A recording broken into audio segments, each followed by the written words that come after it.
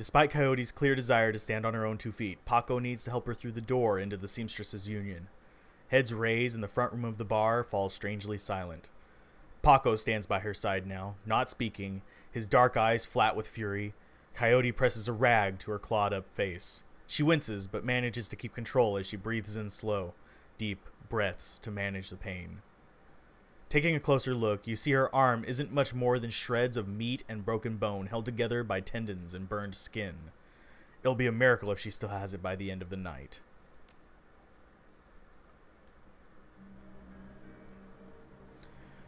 Miss Kubota is tending the bar herself when Paco walk carries the mangled and bleeding Coyote into the union. As soon as the boss lady lays her eyes on her missing bartender, the place goes quiet, fast. By the time she rounds the bar to meet you, Coyote is the color of wet spackle, and there's something new in her eye, fear. This woman has faced down hellhounds, but the sight of Miss Kubota has her staring at the floor and mumbling. Woman, how dare you miss 2 shifts and then come back and bleed on my floor? Oh, she had a run that went bad, and yeah, the arm is a mess, as it was described before. What was the crusade again? Let's see, yeah. It will only upset her further, and yeah, you caused me to worry about you, Coyote, and that distracted me from my business. Okay. Take her downstairs to Dr. Castle. Yes, ma'am. And tell Castle put something new and shiny where that arm used to be. Where a financial situation, yeah. When you are healed, we will discuss the concept of Geary, the debt of honor. Now go bleed elsewhere. The joys of living in a futuristic society.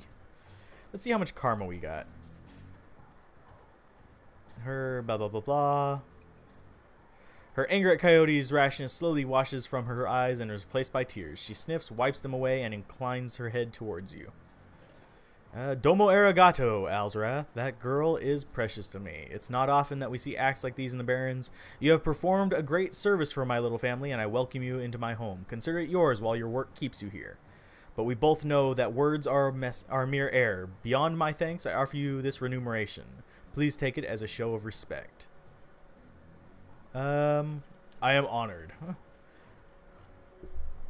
Find that there is more to the union than meets the eye. Below is a small facility available exclusively for discriminating independent operatives like yourself, Shadowrunners for those of you wondering.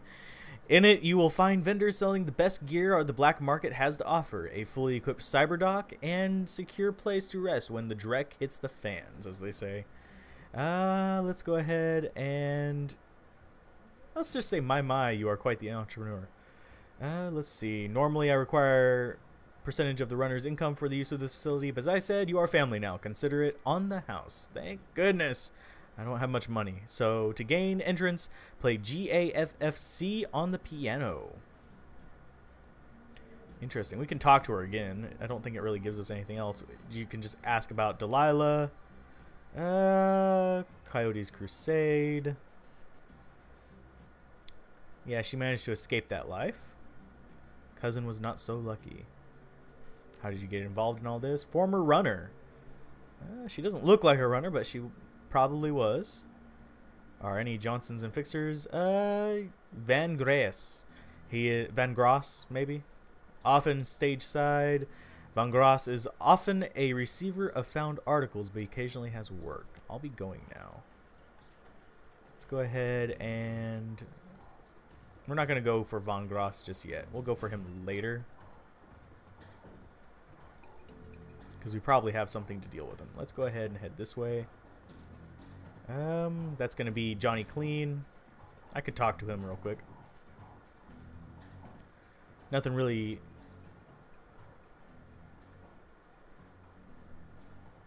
yeah, just random stuff. You can ask where it is. Piano's a little out of tune. Check it out. That's all he really says. Let's go ahead and move over here. Let's see if we can find... the guy we're looking for. Oh, we'll just have to finish the job later. Let's go ahead and go downstairs. We'll talk to Gross later, because we will have the opportunity. Let's go ahead and let's play Chopsticks first.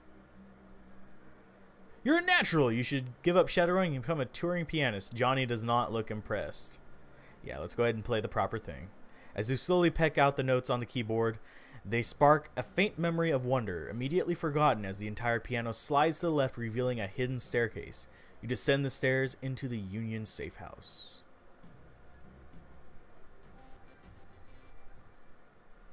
The entrepreneurial Miss Kubota has combined everything a runner might need into a one-stop shopping experience. Black market equipment, high-end magical talismans, and a fully stocked cyber surgery dealership. And I will be right back after a small jump cut. Something's come up. And we're back. Sorry about that. I just had a little real-life issue come up, and I didn't want to have to restart the level completely. So I felt that would be kind of disingenuous. Let's go ahead and see what we can get in the locker here. Boink. It's our locker. Oh yeah, I forgot.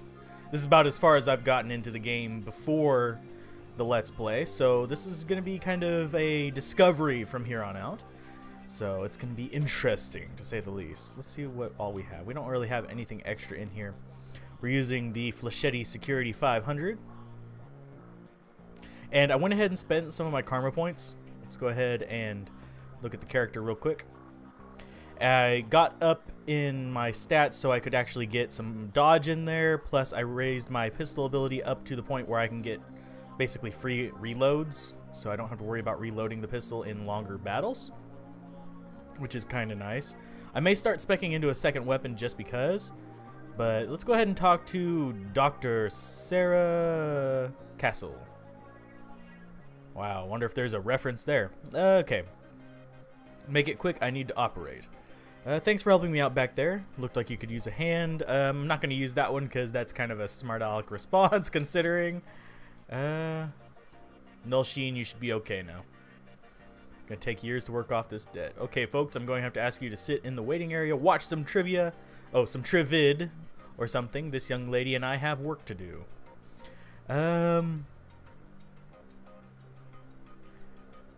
Let's just say take it easy. We'll be here when you wake up. Just give me something to bite on. You're a tough kid. You're not that tough. Okay, Coyote, let's take a look at your face. I haven't gone through most of the responses here. She's going to say leave it, and she wants to keep the scar.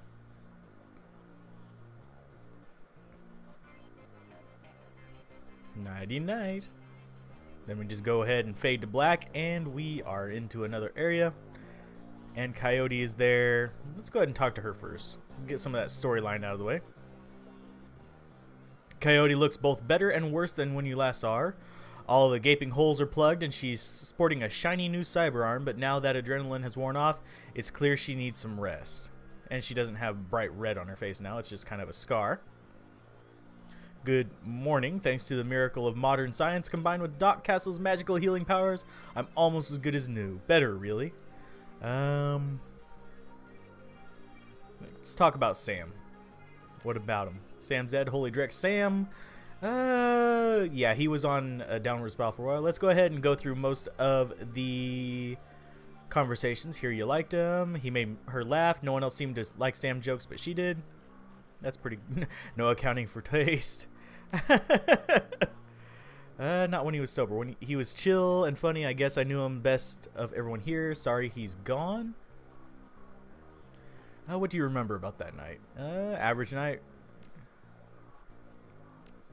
Yeah. Jake had to escort him out.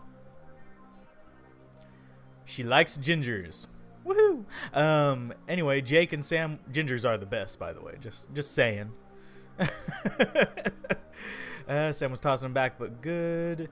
Eventually he got loud and sometimes did mixing drinks of who knows what, and Mrs. Kubota wanted him ejected. Okay. Mr. Clue wasn't around. He was busy, as we learned earlier, and Jake dragged him out the back into the alley, and that's the last they saw him. Standard Sam drag, how he grew up rich, didn't deserve this, how he hated his mother, how he loved his mother. It was pretty pathetic stuff. Let's see, did Sam have any enemies? Partied hard, and when he did, he ran his mouth pretty good. Got his ass kicked on more than one occasion, but no, he didn't have any enemies, at least not that she was aware. How bad was his drinking? If it was just the drinking, it would have been bad, but Sam wasn't the monogamous type. He dabbled in everything. Booze, chips, drugs. He loved the nitro, whatever he could get his hands on. Sounds about right. Once he got sick, yeah. Dying, didn't you know? Everyone could tell. You could just look at him and he was a walking corpse. Yeah, that liver damage will do that to you. Disappeared one day and came back all better. Looked good even. All better just like that. Says mom helped out, never said how though. Where did he live? On the streets, mostly. He occasionally convinced someone to let him flop on their couch, but he'd always overstay his welcome and get kicked out after a few days. I've had friends like that. Sometimes I'd sneak him down here so he could crash on one of the bunks. He used one the night before I saw him last. Thank you. What do you need? Delilah for me about Royal Run. He's usually upstairs. Tell him I didn't get the gems, maybe blah blah blah. Let's go ahead and we can go upstairs and talk to him in just a minute. Let's investigate this bunk because there is a bright yellow look at me sign right there. Let's go ahead and check that. Look at the image on the photo. And it's a picture of a blonde boy and girl, both about the age 14, sitting on a dock on the edge of a lake. They appear to be twins. The boy has his arm around the girl's shoulders and is mugging for the camera. The girl is planting a kiss on his cheek while making rabbit ears behind his head with her fingers. Written on the back in a woman's hand are the words, Sam and Jessica, Lake Summamish State Park, summer 2040. Let's go ahead and pocket the photo just for future reference. And we'll go ahead and talk to the doc. Talk doc. See what we can get from her. In Shadowrunner circles, the term doctor is often used quite liberally to describe any sawbones with a needle and thread. But in the case of the Union's resident medical expert, nothing could be further from the truth. The safe house boasts a fully equipped medical suite complete with shamanistic fetishes. This is sixth world medicine of the highest caliber. It's magic and science. The doctor herself is an unassuming sort, perhaps the type to go unnoticed entirely, if not for the sprightly spirit perched on her shoulder, like her own personal gargoyle. The spirit's burning eyes follow you constantly, even as the doctor's own eyes are buried in her charts. However, she does look up long enough to acknowledge your approach. I'm Dr. Castle. I understand you were instrumental in bringing Coyote back to us. Thank you for that.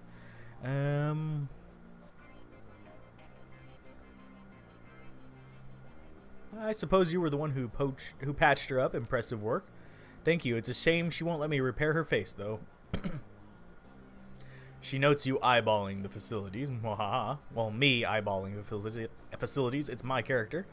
I can tell you're surprised to find a full-service med bay under a dive bar in a slum. Don't be. This is a Shadowrunner bar, after all. For purveyor of cyberware and a can't talk today. For a purveyor of cyberware and trauma kits, there is no better place to set up practice. I patch runners up, install and maintain their cyberware, and provide medical supplies for their runs.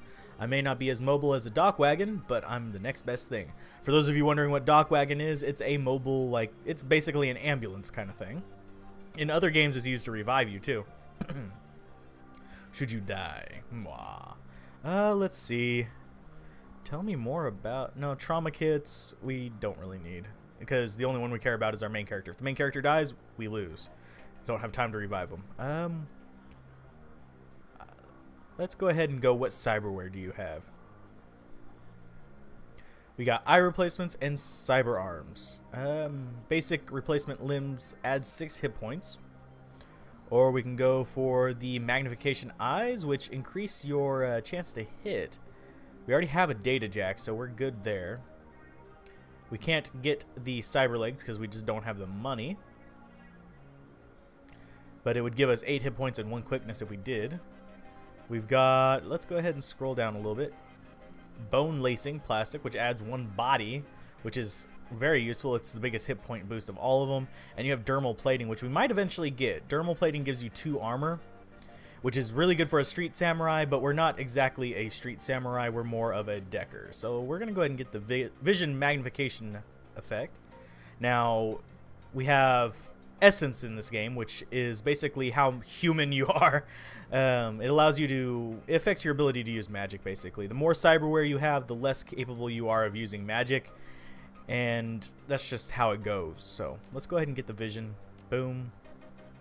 We got eyes. And yeah, let's go ahead and install, confirm, and we've got Cyber Eyes.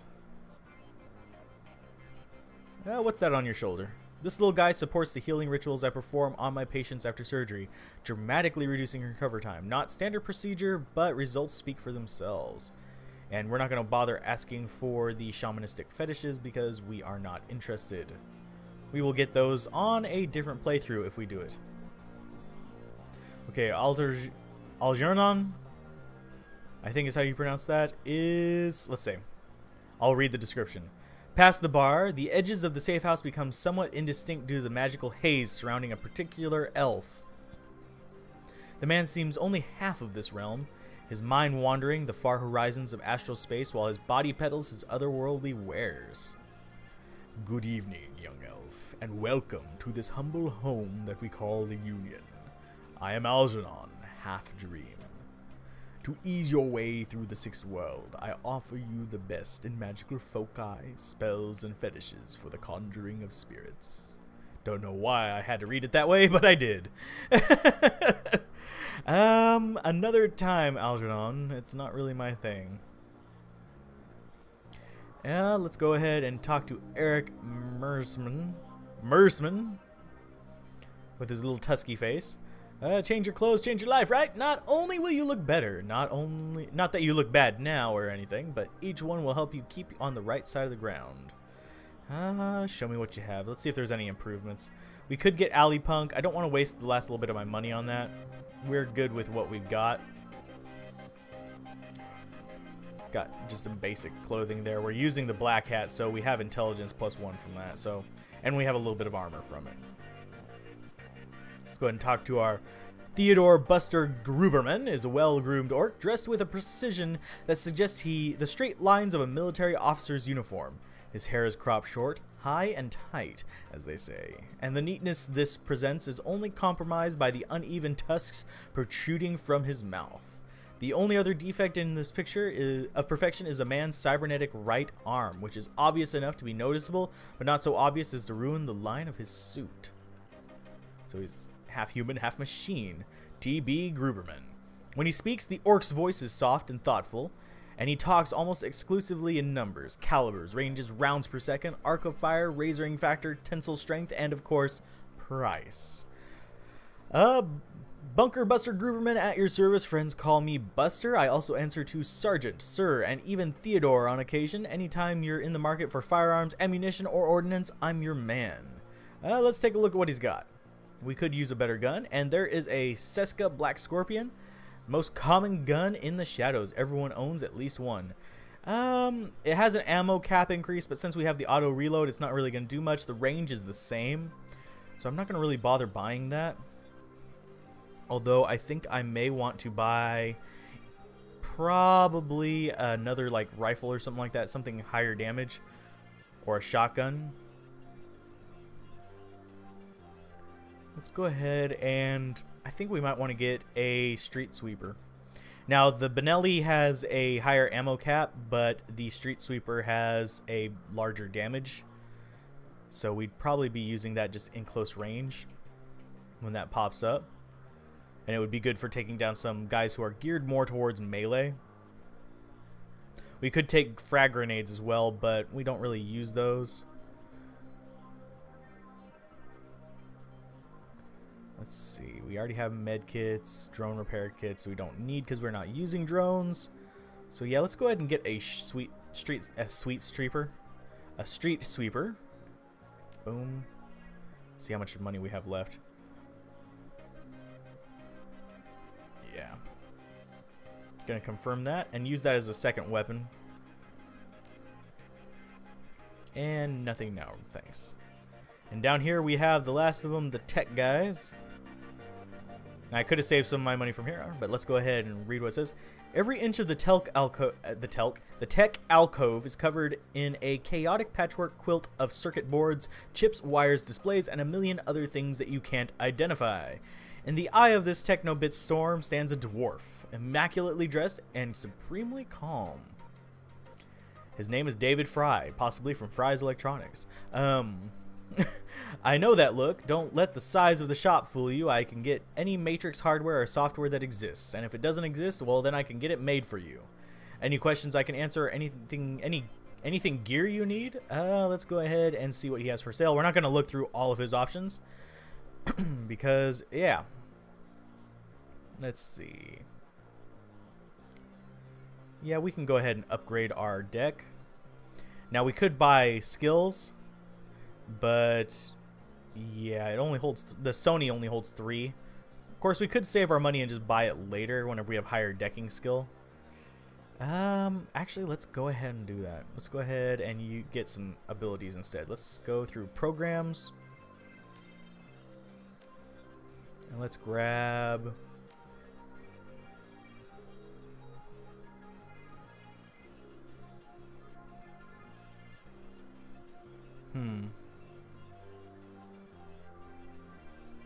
Reduces alarm state by 4.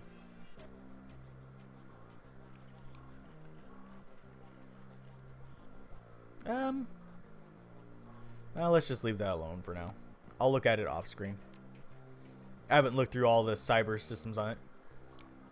Then the second guy in here, it says, well, in the same overalls that you saw him in upstairs, down here, leaning over a workbench and crammed with circuit boards, cables, and chips, Johnny Clean seems a totally different person. You get the impression that Johnny was once as hot and invisible as the most infamous deckers today. Good to see you down here. Happy to be of help if I can be. How is decking used? Decking is a skill often used just on terminals in the real world to get information, hack doors, etc. But occasionally a run will have the option or the requirement to go into the local matrix, LAN, or of the facility you are infiltrating in order to gain access to valuable information or control more important things in the real world. Why are you dressed as a janitor? He didn't stand out upstairs, did he? Yeah, he did, actually. When he was younger, he had a reputation for getting in and getting out of systems so cleanly that no one knew he was there.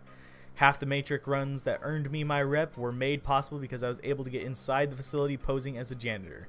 Now it's just sort of part of him.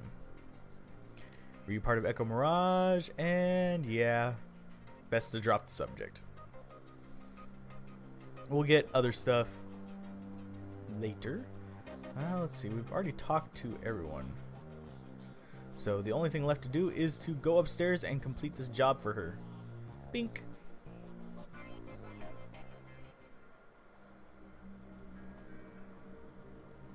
As you can tell by the gold balloon, this is the guy that we want to meet. Mr. Delilah looks small and tough with an untraceable shoddy on his back and a heavy vest under his trench coat.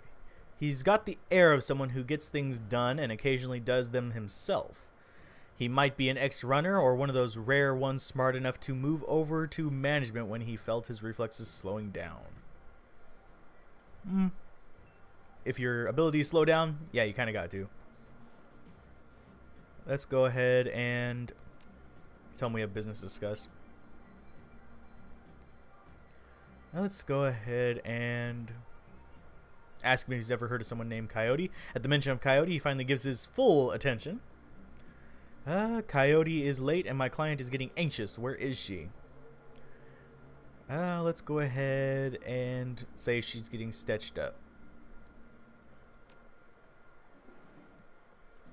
So who are you two? Alzorath and Paco? The guys that got your goods, what difference does it make? Never give your name unless you absolutely have to. That's one thing I learned from the other games. It doesn't make any difference to him. Where are the stones? We could hold back the pebble with the runes on it and give him the rest. Let's go ahead and just give him all the stones. In an instant, there's a jeweler's scope in his eye. Moving quickly through what appears to be the most valuable stones, he stops when he finds what he appears to be an ordinary pebble inscribed with Hebrew characters. That's the one. He pockets it. Okay, you done good, but you're late. And Coyote knows that in this case, late equals no payment. But I'm feeling magnanimous tonight, so you guys can keep the rest of the gems as your reward. Deal. Mr. Delilah looks you up and down, takes you all in. Listen, you look like the sort of man who might run a crew of your own one day. Might need a little talent. When that happens, you come to me. I'll set you up. He dismisses you with a wave. Well, that's cocky. Van Goss is a fence, so let's go ahead. Can we talk to him again? Well, we'll try talk to him after we get to Van Goss. Van Gross. The dude. The little dude. Van Gross is busy talking on his comlink, checking his heads-up display and monitoring and motioning to a runner standing nearby, all at the same time. He's an intense little man. You get the sense that he likes to look busy. I'm Van Gross, make it quick, business good, talk to me.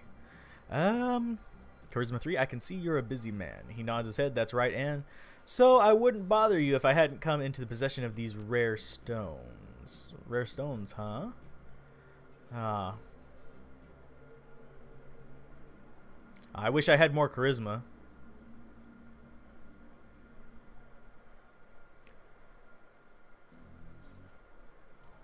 I don't have enough charisma for that. Let's go ahead and just take the money. Okay. Could have probably gotten more from that if I had the charisma for it. Anything else over here we want to talk to? Nope. Let's go ahead and talk a little bit to our gold boy over here. See if he has anything for us. We're done for now, Buzz. Okay, nope. He's still just gold for no reason. So let's go ahead and get... Do we want to talk to him? Yeah, we'll talk to him. Might as well. It's going to be a long episode. The hulking troll bouncer in the immaculate suit stands as impassively as ever. The absence of dust on his broad shoulders is the only real indication that the man ever moves. He nods to you when you approach. Evening, I see Coyote back looking for a little worse for wear. We have to thank you for that. Paco and I tracked her down. Always wondered what she saw him, but guess he ain't bad after all. Glad she's back. Yeah, he feels protective over the people immensely. And mind if I ask you a few questions? Let's go ahead and ask him about Sam's death. People are saying it was the Ripper. People say a lot of things. Do you know where I can find a fence? Van Gross. How long have you been working for her? Crawled in here after he awoke. After I godly. Miss Kabuta took me in and gave him a job. Been there ever since. I should be going. I'm not going to say that thing at the very end. I feel rude saying that. It's asking if he has a manicure for such big hands, like if it costs a lot. So let's go ahead and talk to Coyote and see what happens. Found something in the bunk Sam was using. A photo. Did you know he had a twin sister? Mentioned her once or twice. They didn't get sounded like they got... It didn't sound like they got along that well. He was rambling about her last time. Couldn't follow what he was saying, but he sounded miserable. Your comlink chips on, and the screen shows the smiling face of Officer Aguirre. He's smiling. It must be about money. What a pleasure to hear from you. Yeah, we're buddies. Let's go dancing soon. Listen, the Ripper got another one. Victim worked at the NTSB investigation facility down on the docks. You owe me for this. Put it on my tab. Are you there now? Better get quick before McCluskey arrives. The docks, I've got to go.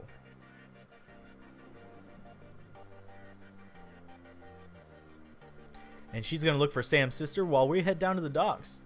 Okay, let's go ahead and... Thanks, I appreciate the help. Always be nice to people. So we take a cab to the house and we will be good. We have a little bit of money. We're going to go ahead and save it for now. We probably won't need it quite yet. I mean, we have a shotty and a pistol. We need to start building up our shotgun skills soon if we're going to actually stick with shotgun as our secondary weapon. Let's go ahead and get moving. Move out. We got a long ways to run over there. But yeah, this is going to be probably the end of another episode, a rather long episode if I had to guess, of Shadowrun Returns. So yeah, if you guys enjoyed it, be sure to like, comment, and subscribe. And I will see you guys next time on, as I said, Let's Play Shadowrun Returns. Bye.